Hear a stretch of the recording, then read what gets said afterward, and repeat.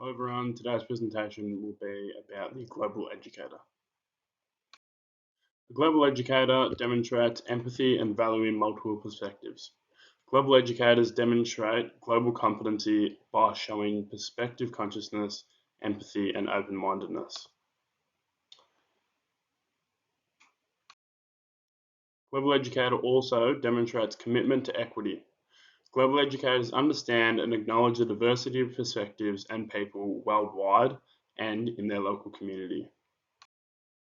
Global conditions and current events. Global educators understand the interrelation between localized and global issues, events, and global conditions to assist students in making these connections. A global educator also demonstrates experiential understanding of diverse cultures.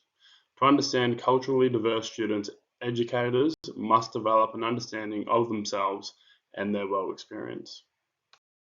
A global educator creates a classroom environment that values diversity and global engagement. Global educators model culturally responsive and nourishing teaching practices. Their classrooms are filled with resources that embody the diversity of people and places worldwide. They guide students in collaborating with others with different worldviews and ideas. An educator that has demonstrated the characteristics of a competent global educator, from my perspective, is Wilbert Charlie Klein.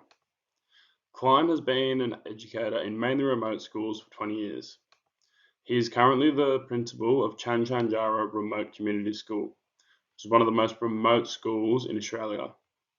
The school is situated in the Chanchanjara community. This community is situated in the Great Victorian Desert, north of Nullarbor Plain and 630 kilometres northeast of Kalgoorlie.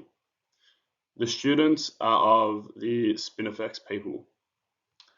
When looking at the 10th characteristic, advocating for global education and social responsibility, of the top 10 characteristics of globally competent teachers, Klein demonstrates this characteristic through the recognition that other people have the knowledge and skills I don't at all.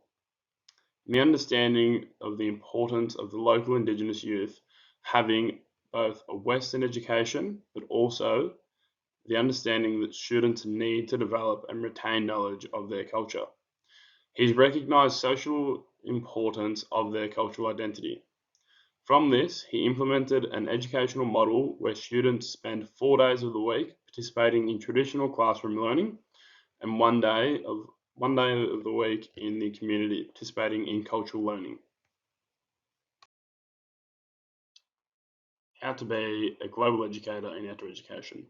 Some examples of how outdoor educators can facilitate globally competent practices are collaborating with wildlife conservation organisations. Working with conservation organisations could help students become more globally competent by involving them in conservation initiatives. It provides practical experiences, increases their comprehension of biodiversity, and fosters a sense of responsibility for the environment on a global scale. Students gain an understanding of the value of international cooperation in protecting our planet's diverse and vulnerable ecosystems. Another example is having students share information about their personal cultures.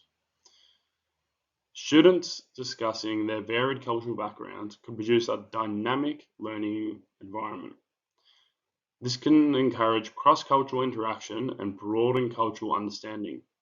It gives students valuable global skills and encourages them to connect with people from different cultural backgrounds in a real-world context. The final example is having an Indigenous elder from the local area where the program is based to teach students about their culture. Great opportunity for outdoor education teaching is having a local Indigenous elder teach students about their culture. Promotes reverence for Indigenous knowledge of the area, customs, and heritage. This enriching opportunity supports cultural variety, fortifies ties to the local Indigenous community, and improves intercultural communication among students.